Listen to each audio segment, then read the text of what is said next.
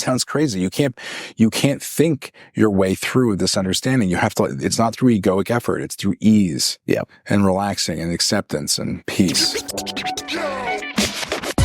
The spiritual chiropractor. My friends call me the real life care bear. Talk it out.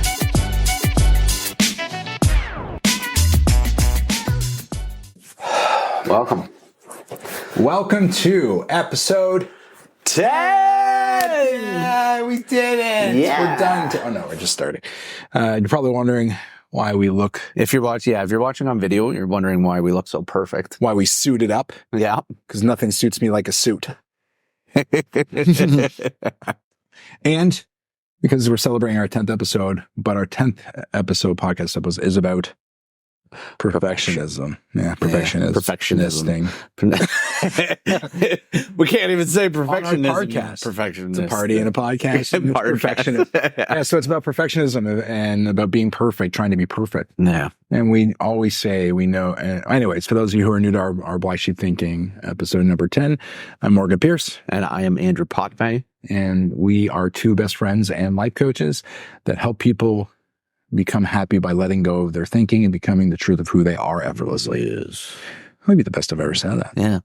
And the reality is there is no such thing as perfection, but these two dudes dressed in suits is about as close as you can get. Oh, but he's perfect. It's funny. People say, I'm trying to get comfortable in this suit. I haven't been in this suit in so long. I got a kid, I sit cross-legged. Yeah, this is what I'm going to be leaning forward. We're having a business meeting again. Money, finance, things. People strive for perfection despite knowing there's no such thing as that. Yeah, because it's a very common saying, right? Where people, and I posted that at one point, there's no such thing as perfection. And I got so many likes on it. And so many people realize that perfection is not possible. There is no such thing as perfection, yet people strive for it. And people absolutely stress themselves out and end up in total chaos because they're just trying so hard to be perfect. Right. And as soon as their imperfection shows up, they feel horrible, shame, they feel sad, frustrated, they embarrassed. And there's so many emotions. I think the opposite of, if you really look at it from a spectrum, it's like the opposite of perfectionism might be the fear of failure or not enoughness. Yeah. And it's tough because we know, and for me, I've shared this with you, when I was young and I was motivated to be perfect. Yeah. The song "The Impossible Dream" from Anna La Mancha, which is one of my favorite songs. Yeah. And it's a great song because it talks about, to strive when your arms are, I can't remember the lyrics, but it's like to dream the impossible dream, to fight the unbeatable foe, to bear with unbearable sorrow. And it just goes through these impossible situations.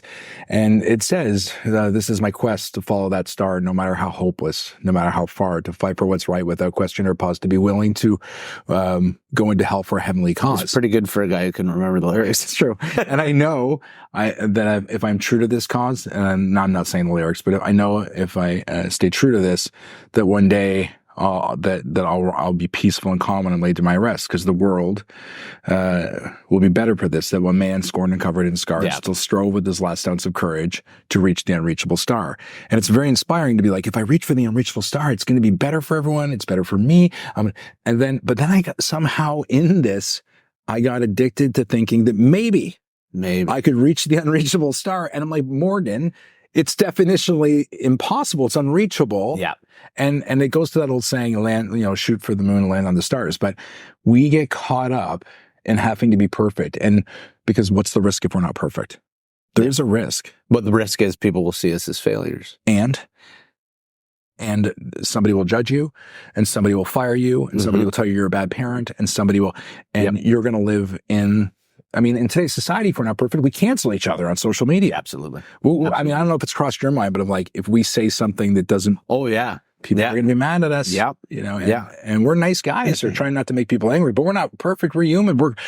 I always tell people, and we talked about this in the first impression of friendships, maybe or not, but it's like, I make a horrible first impression, but a great second impression, which is good for me, I think, because if I'm going to ruin the relationship, I might as well ruin it early. Right off the hop. Invest all this time in it, right?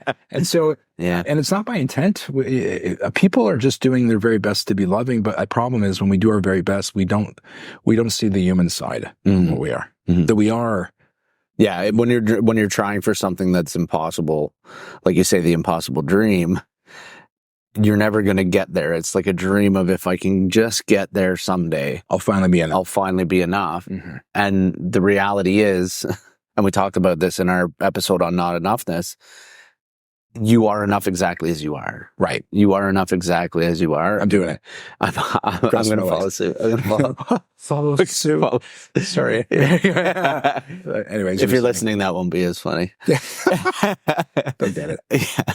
So you were saying that if you're continually striving for something that's impossible and you believe you're going to get there, you are enough as you are right now. And if you're not enough now, you're never going to get to a place where you've accomplished enough, where you look good enough, where you're physically fit enough, where you have enough money. You're never going to get to that place where you're enough. Yeah, when Marcus, our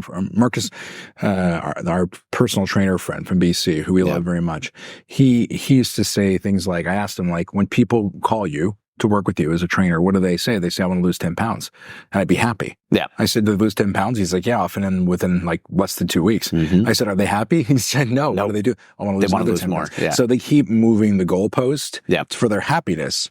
Well, that's one thing. Is like your happiness can be now and en route to your, so the things you said, yeah, we don't think there's anything wrong with going towards something that's meaningful to you in your life, but to tie your worth to it. Yeah. And to believe that if you don't achieve it, you're less than. Well, and to believe that there is such thing as perfection. Because, there's going to be things that feel really good and you enjoy in the moment, but there's, somebody else will always be able. So if you feel like, okay, I've achieved perfection, look at this, and you've created something like a video or a piece of artwork or a song or whatever, there's going to be somebody out there who goes, yeah, but I don't like this part, or I don't like that, or this doesn't look quite right, right? Even in language, people say, I don't like the way you said that, or, or when your curtains were wrinkly. And yes. Did you notice? Did you notice? Did you notice that? Yeah. This is for my sister. Yeah, for the whole thing. Yeah. And so she'll love that. And so I think it's really interesting when people are aiming for something. Like, for example, I ask my clients, am I a failure right now? And they say no. Okay. But what if I tried to get into medical school this week and I got rejected, and you came back and I said I didn't get into medical school? Am I a failure? And they're like, no. I'm like, right, because I'm not a doctor now. Yeah. I'm not a doctor then. Yeah. Nothing's changed. So this fear, we're not afraid to fail. We're afraid to look like a failure. So we strive, even though we know there's no such thing as perfection. Yeah. Because everyone says that, we know, but I don't see it in people's behaviors. I don't see it in the way that they accept other people's imperfections. Yeah. I don't see it in the way that they see themselves as part of a yin and yang of wholeness. Like, being a smart guy, I've done dumb things. Yeah. I can attest to that. Yes. And I used to not be able to laugh at them because I would do something stupid. You judge yourself so hard. I would be so hard on myself. Yeah. Now it's like, I love doing dumb things, and again, it doesn't mean that I don't want to use my intelligence more of the time. Yeah. But when the human part of me shows up, especially as I age in front of you get to enjoy it. Right. You get to enjoy it. You get to laugh at yourself. It's much better if you can laugh at yourself and see that you're not perfect, and that is what makes you human. That's what makes kids wonderful. Yes, they're hot messes. They're disasters. We friggin' love them. I love my son wrote to Santa on his own. I love when he's like, I know how to spell it, and he spells a word.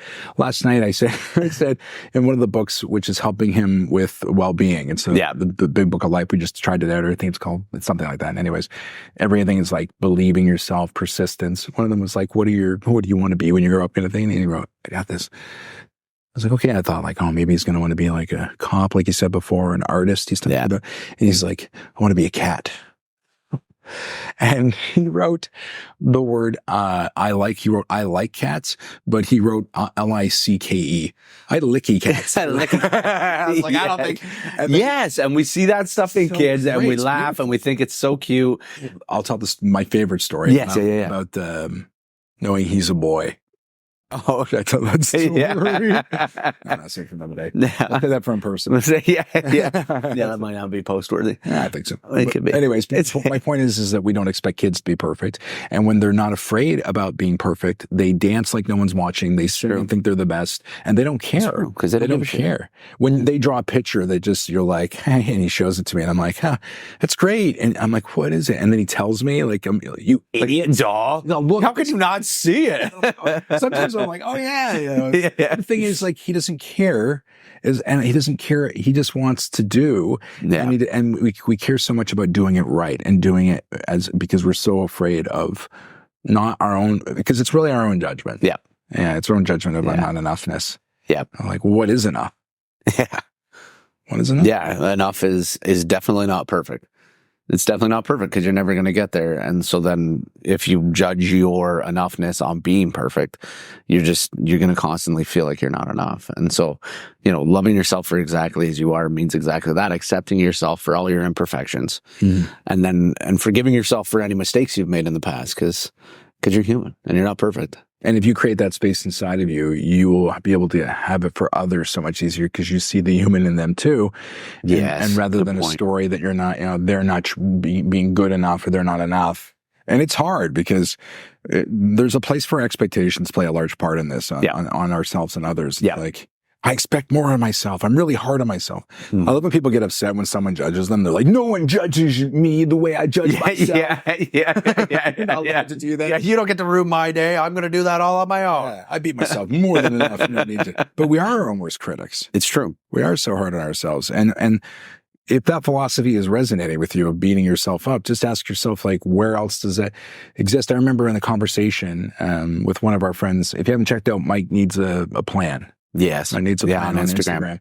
This man has lost over 110 pounds and he believes, and it's rightfully so, that being kind to yourself can help you significantly lose weight, which we see in clients even without talking about weight loss. Absolutely. So he's kind of like Bob from Biggest Loser. He wants to hug hug you to help you well-being to your body. He's got some gold. And I remember just commenting on one of his posts, and someone said, because he said the way we treat ourselves, the way we don't treat others with the same aggression, and why are you the exception? Yeah. That was the first post I posted on. Yeah. It was like, wow. And one guy said, because I motivate myself that way and that's how I grow. And I'm like, well, studies show that anything that you abuse, plants included, won't grow. They die. You would nurture yourself. Would you treat a kid like that? And the guy went, that's ridiculous. I would never treat a child that way. I would, and I was like, okay. So that's great. We've established that you're not being horrible to children. Yeah. What age, like, what's the moment that we go from nurturing? Shift from nurturing to whipping? Yeah. Ask yourself that. If you have children, you would never treat them the way you treat yourself, and realize more is caught than taught. They will see you treating yourself that way. And that's where habits are picked up, where we start, at first, when we're young, we start, modeling behavior. That's how we learn. And these are the things we have to overcome. We'll give your kid one less thing to overcome by loving yourself. Yeah. Yeah, it's true. Like, you don't expect perfection out of them, or you might. And I'm really cautious with my son to not constantly be like, no, catch him doing good things. Yeah. And catching myself doing good things. How many of you have actually said, I love myself for how much I care about being better every day? But I think people, like I said, they bully themselves into greatness. Yeah. Yeah. And you see it a lot too. And I think it's started to shift a little bit in the professional sports world, but that's kind of where we've seen it too. And when kids look up to like professional athletes, and that kind of mentality of like, you got to really whip yourself and you got to grind and and we talked about that hustle culture in our first episode, because we create that belief in ourselves and in others that we have to strive for that perfection level. If we took a little kid out, I ask a client sometimes to take if I'll take the little kid out, we do that. We say, we'll take the little kid out, and the little kid walks and falls. I'm like, how would you respond? They're like, oh, it's okay. Help you. And they help pretend to help the kid up. I'm like, oh, so you nurture them. And it's like, great. That's an interesting, not I'll treat your kid the way you're treating your kid. So your kid comes out. I'm like, get up. You're embarrassing me. You need to do this perfectly. You're not learning fast enough. Yeah. Everyone's going to think you only took like 3 steps. What's wrong with you? Yeah. We've worked on this. And they crack. They just crack because that's exactly what's going on. I'm like, well, we know bullying's wrong. And why do you think, and you would if someone said that to you, Yeah. In your moment of trying to be perfect or trying to be better, if someone was saying, across the room, the 3 things that you say to yourself the most, you're lazy, you're not enough, whatever it is, you know your own inner voice. If someone said that to you out loud, what would be the reaction of the room to that other person? They would think that person is a complete asshole and a bully. And we don't accept that. But why is it okay for you to bully your inside? So nurturing's the right way. More can be obtained by patience and kindness to yourself. Yeah. But it's not coming from here. No. No, it's not. That's exactly it. Because this, and I mean, here, for those listening, the mind, your mind, not from your brain, not from your mind, not from your level of thinking that you've lived your life with up to this point. Because that's what's creating the abuse, and that's what's creating the strive for perfection. Because that thing wants to create comparisons. That thing wants to judge itself as not enough or not perfect, and it's looking for that perfection in things. But the part of you that we are always guiding you back to the truth of who you are. The spiritual truth of who you are, what you really are at your essence, at your core, from that place, it's easy, it's effortless, because that's what you are. You get to become love because you are love. You get to become understanding because you are understanding. You get to become acceptance because you are acceptance. Yeah, man. Yeah, I love that. That was beautiful. We are so caught up in our story of who we are, we don't realize the part of us that's effortless for others could be effortless for ourselves. And it's a place, I kind of compare it to a laptop, I think. I don't know if I've ever said this, is like my laptop, when I go in, it looks like it's off, but it's on standby. Yeah. And that's my brain. Yeah. And the truth of who I am is always aware. And because the truth of who we are doesn't know how to create a story, it doesn't know how to judge, it doesn't worry about, it realizes this whole thing we call reality isn't as important as we make it. Yeah. Because so many people tie their happiness to climbing the mountain. But like we've mentioned before, if you haven't read The Courage to be Disliked, it's one of those books that's actually thinking you're proof for the most part. Yeah. And it said if you're climbing up a hill and I think if you die halfway or whatever, are you a failure? Yeah. Or it also asks if you were to take a helicopter ride and just land on the top, did you succeed? It's like, no. So we always say, well, it's the journey, not the destination. Well, you wouldn't think that by the people who are experiencing life on autopilot or overly aggressive on the way to the journey, angry that everything's in their way. Yeah, hoping they're going to get to perfection someday, and that's going to make them feel what they want to feel. It's funny how much I remember one of my good friends, Greg, out of the Windsor area, he said, I wish I met you 10 years earlier. And I said, why? He goes, because I didn't know success could feel like not trying. And I think that's a great thing that you can accomplish whatever you want, but not by will, but by grace, and realizing that it's not going to happen sometimes the way you want, but it will happen. Yeah. I can't tell you how many times I've manifested things.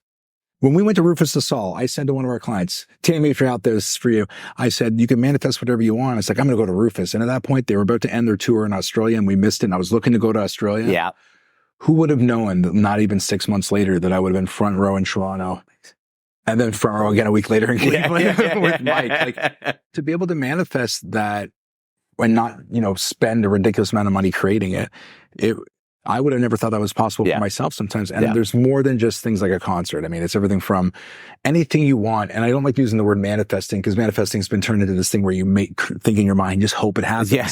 Manifesting is like taking action, but looking for the opportunity to create it. Exactly. You got to look for the opportunity. Well, that would be like this friendship, right? Like we've had the opportunity to manifest a great friendship. Yes. Because we've both been willing to show up. Well, I just sit around and let you do it. Yeah. The friendship's full. Yeah. No, you're right. I mean, everything takes work, but it's not hard work. Yeah. That's what people think. It's like, it takes hard work. Yeah. I think I'm starting to get to the age where I think if it takes too much hard work, it's just really not for me. Yeah. Maybe, I'm not saying there's not times where I'm not talking about the times it doesn't go well. Yeah. Although you think that sometimes because frustrating moments, technology. We have those moments. We're learning. Yeah. We're learning. But I think that, it's like, don't go where you're not wanted. Like, fine. Yeah. And so you just respect the life is. Well, that's it. And I think you've talked about that at one point too, the difference between like knowing what's right for you and what's not right for you, and knowing that you can, continually keep not trying, but you can try with, do something for a while to see if it works, but then also knowing when to give up, when to quit and say, okay, maybe this just isn't the right path for me. Yeah. Just because it could be going well. We've given up. We were doing one-on-one group face-to-face, and we decided to end it because it was just like, we were like, oh, it's going well, but is this really what we're call it one-on-one group? I meant face-to-face group. What? It's one. Yeah. It's one-on-one on one. It's weird to be like 1-on-1, 10-on-1 group. Yeah. Or 10-on-2 because Yeah. you were there. Yeah. Which was a great experience, and everyone was It really there. was. I loved it so much. Yeah. But we were like, well, is this what we're wanting to create as part of our lifestyle? Yeah. And how can we help more? And that's why we created our online program.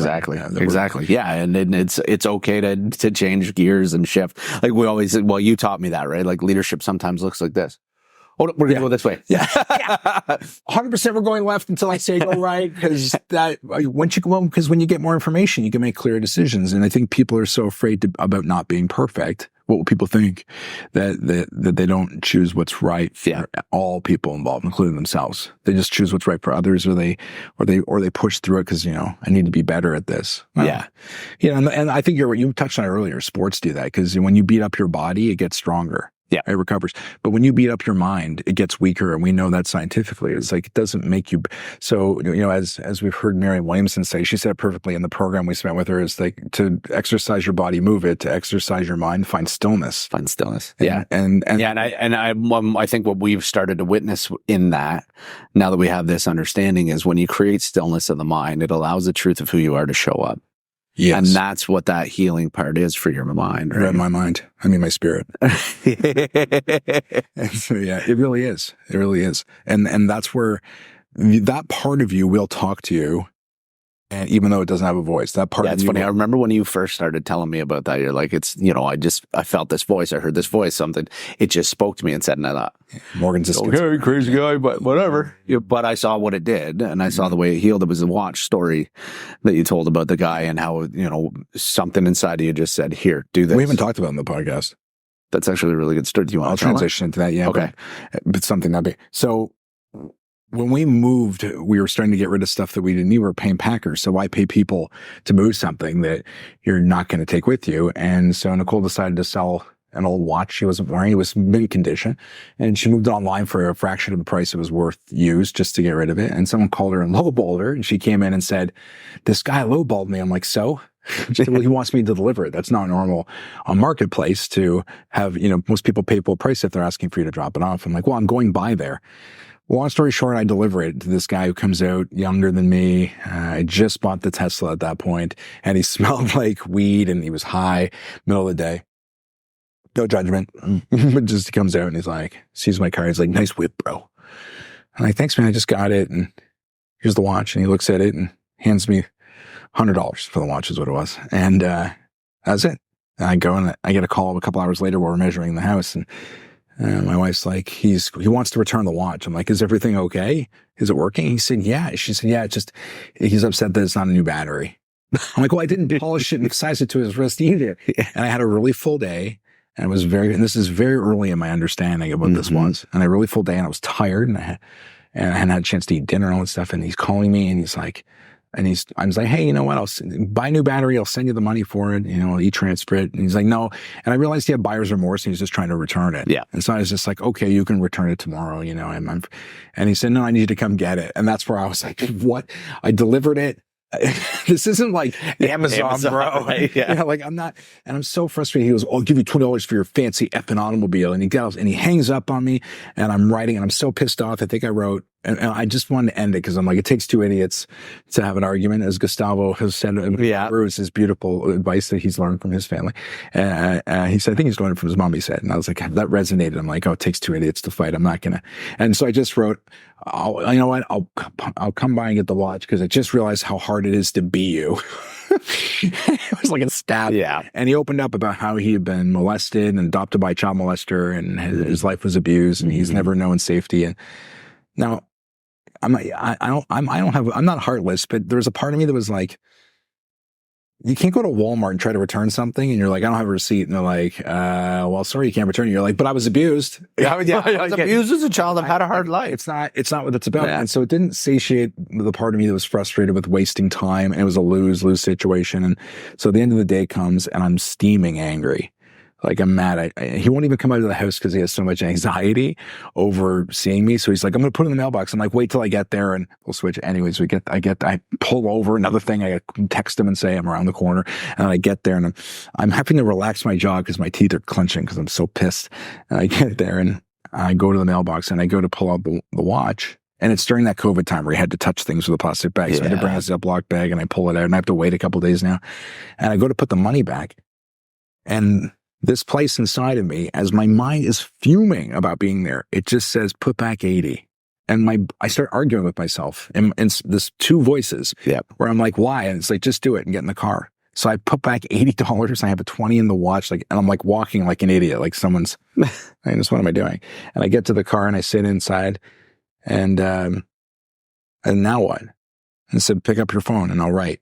So I pick up and without a thought, no rewriting and thinking, I just write. I was very frustrated on the way here because it's a lose-lose situation. I waste my time and you're not a man of integrity. You bought the thing and there was no way. Anyways, I didn't go into detail, but there was just no reason for him not to buy it once. He had buyer's remorse. And so I said, I decided to keep the $20 as you offered, but I don't want your money. I want you to become a man of your word. So I'm going to drop a book off tomorrow called Integrity. It's a book that if you haven't read it, it's interesting. Helps you become a person of integrity. Help me. And if you read the book, I'll give you your $20 back and an additional $20. How do you feel about that? And he wrote back right away and he said, I'm trying to be a better dad. I'll take any help I can get. And it took him about 3 or 4 months to read the book. He's a slow reader because of his educational background, but he read it and I went and saw him and I met his son. And he got the $40 and I let him keep the book and it was a great relationship. Now I don't tell that story because of the happy ending only, but it's that moment that you brought up where there's this feeling of a real voice that was like, here's how you solve it when you get out of your identity, when you get out of your story, when you get out of your anger, and all of a sudden, this, by the way, the important part is this part of me, my brain, for those of you who are listening, it's settled on its own. I didn't have to silver lining it. The outcome is a silver lining. The outcome is, But in the moment, all that was like, it was like the truth of who I am said, hey, brain, we got this one. Relax. Just show up in love and understanding because here I am. That's what I am. Yeah. I can operate in this because this is my this is what I do. Yeah, this is my turf. You go learn how to shuffle cards and put together furniture. Yeah.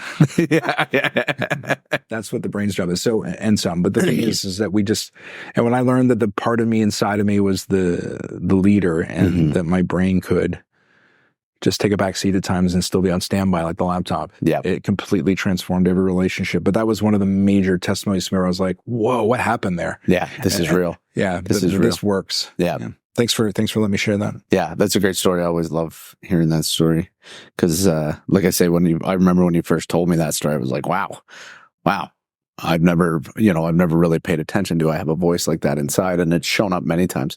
Of course, now I'm trying to think of an example, and I can't. Yeah, but I know it. I know it has. I've witnessed it in you. Yeah. I've witnessed in you in moments of conflict. I witnessed it in helping others mainly. Actually, the time it did show up for me was the time when I heard my kid fighting upstairs after I'd just gone up and yelled at them to clean their room, and it just showed up and said, "Go help them." Go and offer to help them. Yes. And I went upstairs and I offered to help them. And it just shifted everything for all of us. It was just immediately they were like, oh, we don't have to be hard on ourselves anymore. Dad's here. Yeah, it's such an amazing thing if people can really spend time to just get really quiet in their mind. And they say, well, I can't turn off my mind. I'm like, you can't turn off your mind. No. But you can decide which thoughts you engage in. And if you engage in none of them, the mind will do it. And eventually the mind, it wants to settle. It will settle. And then if you stay really just still, within then you'll know it shows up and it will feel completely different because it's not the voice in your head. Yeah. And it's it's not an emotion. Pure. It's not an emotion. But it is a feeling. It's a physical feeling and you will know it when it shows up. And the best way for anyone to ever get this feeling, for those of you, is to spend time with somebody who creates it. And as coaches, that's a lot of the work we do, is helping people experience it with us. But you might even know someone in your life that when you're around them, you just feel peace and calm and safe. Yeah. And that would be the biggest thing that, when people first come and see us, I know I've heard you say it too. When people first come and see us and we explain that to them, this is about you spending more time. There's something awake inside of me that if we spend more time together, it will start to awaken within you. And by grace. Yeah. And people at first try to have a hard time grasping that and I'm trying to understand this with my brain. Why am I not getting it? Because you're trying to get it. If you try to get it, you won't. Which sounds crazy. You can't think your way through this understanding. You have to. It's not through egoic effort. It's through ease. And relaxing and acceptance and peace and all the words we've used to describe it help put a little bit more of an understanding of the feeling that you can put into action, both through awareness and by actually doing it. You know, if you ever want to feel it, I mean, during the holiday season, if you did anything charitable, people, you felt it. I'm sure of it. Yeah, I actually had a client message me today and she said exactly that. She's like, I can feel the story dissolving more and more every day. And we had a lot of family time over the holidays, which used to be really chaotic for me because I had a story about what it needed to be. And she's like, and we enjoyed ourselves so much this holiday season because we all just got together and it was just so much ease and so much peace and enjoyment because I see everybody from where they're at and I can show up in love. So maybe the opposite of perfectionism isn't the not enoughness. Maybe it's acceptance. Yeah. Because perfectionist is a not enoughness and that's an acceptance is love. And if you're more of what Andrew just talks about and you can experience that in your life, just leave a little room for your human, and you can keep progressing through your things by not by will, but by grace and love. Yeah, so that reminds me of that thing that Eben said to me, where he said, "How do you survive a fight with 5 men?" I was like, "Go crazy!" Yeah. It's like accept your death. And so in the acceptance that you're not perfection, that you are great and you are enough, and that you are worthy. Then within that knowing, not believing, but knowing, you can experience an easier life. And we hope today helped you. Probably ran over time because we're not perfect. But we hope you enjoyed today's podcast. Thank you for being with us for 10 episodes. Yeah. And don't forget, like, subscribe, come back for more. We want to keep doing this and we can't do it without you guys. So. And one more thing before we go, please ask us questions. We'd love for you to help us come up with anything that will be direct to you and help you answer parts of your life through this understanding, and give us some content. And outside of that, thank you for being part of this worthy herd that is both humble and appreciative for you to be here. Absolutely. Thank you so much. See you next time. Much love.